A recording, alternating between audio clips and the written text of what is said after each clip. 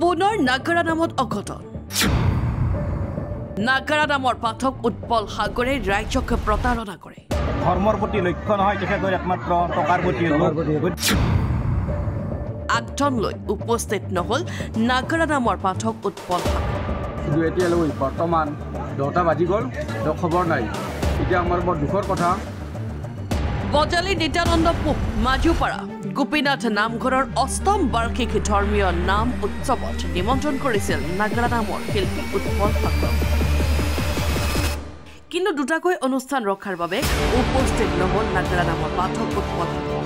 15,000 টকাত চুক্তি হৈছিল নাগাৰা অনুষ্ঠান 500 টকা আগধন লৈছিল নাগাৰা নামৰ শিল্পী উৎপল সাগৰৰ বিৰুদ্ধে পাতাচাৰকুচি থানাত গোচৰ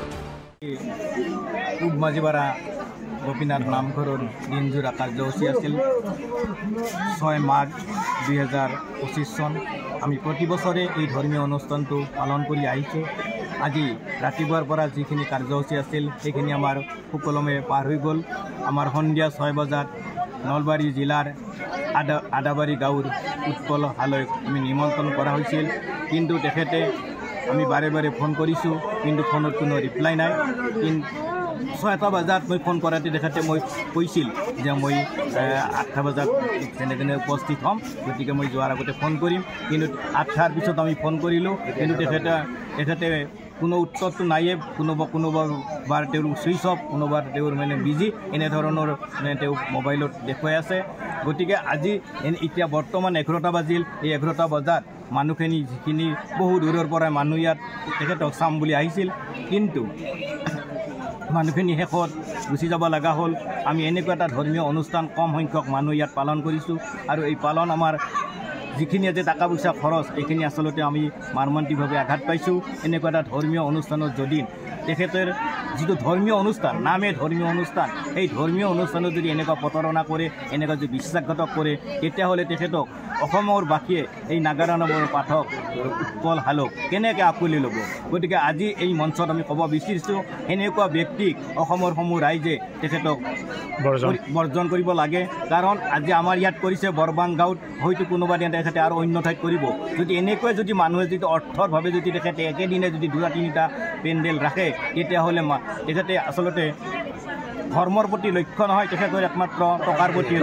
গতিকে এনেকুৱা ব্যক্তিক আমি প্ৰত্যেক অসমীয়া জাতিয়ে আমাৰ যদি অসমীয়াৰ প্ৰতি যদি প্ৰাণ আছে ধৰ্মৰ প্ৰতি যি ৰাহি আছে আমি তেখেতক বৰ্জন কৰিব লাগে আৰু আমাৰ চৰকাৰীভাৱে আমি যিটো আইন ল'ব লাগে আমি তেখেতৰ বিষয়ে আমি ল'ম বুলি ভাবিছোঁ আৰু এনেকুৱা ব্যক্তিক যদি আজি আমাক কৰিছে হয়তো আৰু কোনোবা হয়তো বজালিতে হওক বা মই অসমতে কৈছোঁ যে তেখেতক যাতে আমাৰ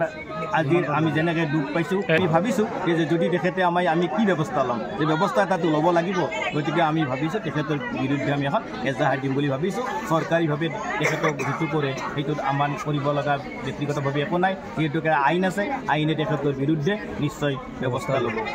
আজি আমাৰ 6 মাঘ পূব মাজুপাৰা গোপীনাথ নামঘৰৰ দিনজোৰা কাৰ্যসূচী আছিল কিন্তু দিনৰ ভাগত সুন্দৰভাৱে কাৰ্যসূচীবিলাক চলি গৈছে কিন্তু বৰ্তমানলৈ আমাৰ হাজো নিবাসী সাগৰ হালৈ সন্ধিয়া 6টা বজাত নাগাৰা নাম উৎপল হালৈ সন্ধিয়া 6টা বজাত নাগাৰা নাম পৰিৱেশন কৰাৰ কাৰণে তেওঁ নিমন্ত্ৰণ জনাইছিলোঁ কিন্তু এতিয়ালৈ বৰ্তমান 10টা বাজি গ'ল তেওঁ খবৰ নাই এতিয়া আমাৰ বৰ দুখৰ কথা এতিয়া ইয়াৰ ওপৰত ৰাইজে কি ব্যৱস্থা লয় আৰু সদৌ অসম আমি নাগাৰা সন্থাৰ বিষয় বিভাগসকলকো জনাইছোঁ তেওঁলোকে লওক বিহিত ব্যৱস্থা ইয়াৰ ওপৰত এতিয়ালৈকে বৰ্তমানে তেওঁৰ কোনো খা খবৰ নাই এতিয়া আমাৰ বৰ দুখ লগা কথা এতিয়া ৰাইজৰ ওপৰত আমি কি ব্যৱস্থা লয় উৎপল সাগৰৰ ওপৰত ৰাইজে সেইটো আমি চিন্তাৰ ভাৱে কৰিছোঁ এই ক্ষেত্ৰত কিবা এজাহাৰ দাখিল কৰা হ'ব নেকি তেখেতৰ ওপৰত এজাহাৰ দাখিল কৰা হ'ব কিমানৰ এগ্ৰিমেণ্ট আছিল ক'ত হৈছিল এগ্ৰিমেণ্টটো আছিল আমাৰ এগ্ৰিমেণ্টটো আছিল 15,000 টকাৰ এগ্ৰিমেণ্ট আছিল কিন্তু আমি এডভান্স কৰিছোঁ 500 টকা গোটেইখিনি আমাৰ হাতত বৰ্তমান মজুৰি আছে চববিলাক ওলাই কিনে আমি এতিয়া ভাবিছোঁ কি মানে পাটাচাকুচি থানাত এজাহাৰ এখন দিম বুলি ভাবিছোঁ ব্যুৰ' ৰিপৰ্ট N24 আসাম।